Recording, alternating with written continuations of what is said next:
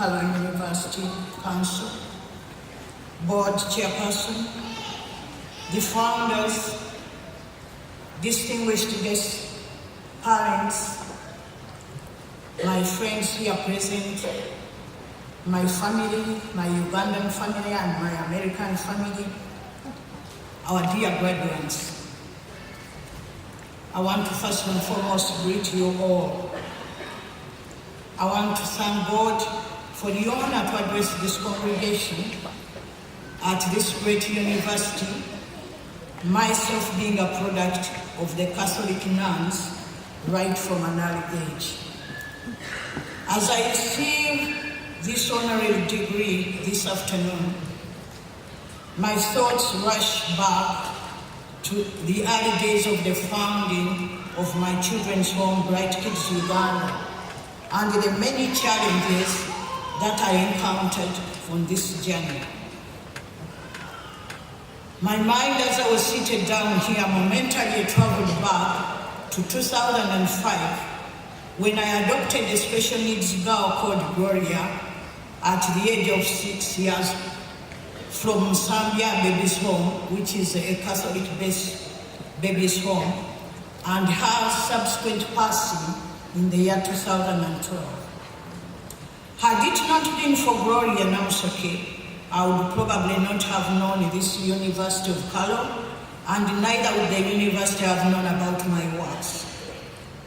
This drives me back to the Bible line I always love to quote, where the Bible says that all movements of God have a divine purpose.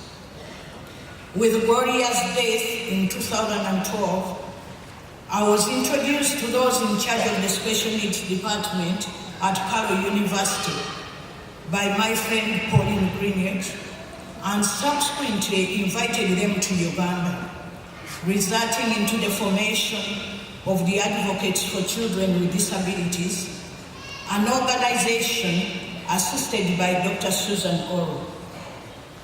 3 years later, together with my daughter Angel, we started Noah's Ark, which is a school-stroke home for children with special needs. In my country, it is not a common occurrence for a daughter of a peasant fisherman like me to stand and speak before such a distinguished audience unless you have gone to school and taken your education seriously. I thank God for my late father, God bless his soul, that despite himself having missed out on education, he valued investing in his girls as if he was aware that when you educate a girl, you have educated a whole community. Despite having a free primary and secondary education in Uganda, quite a number of children are unable to go to school because colonialism left us enslaved to the fact that a child to be in school must have a school uniform. Not only that, but the kids still need the books. They need pens and pencils. They need meals while at school. All this means money, which most parents whose income is less than $100 a month cannot afford to raise, given their large families.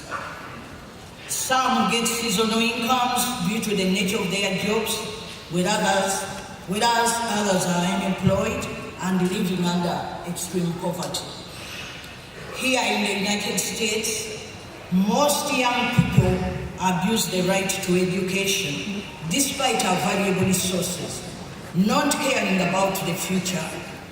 Yet in other countries, especially Africa, education is a privilege. Not every child gets a chance to go to school, much as they would have wanted to. Personally, as Victoria, I had to walk barefooted for 5 miles to and from school every day.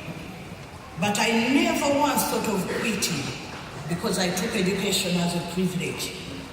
And every opportunity that came my way was never wasted. My father, who had no education beyond primary 3, always urged us to work hard at our books in order to have a better and more comfortable future.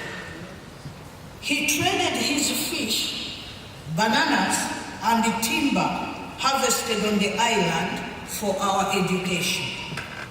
In summary, I and my siblings depended on barter trade for our education.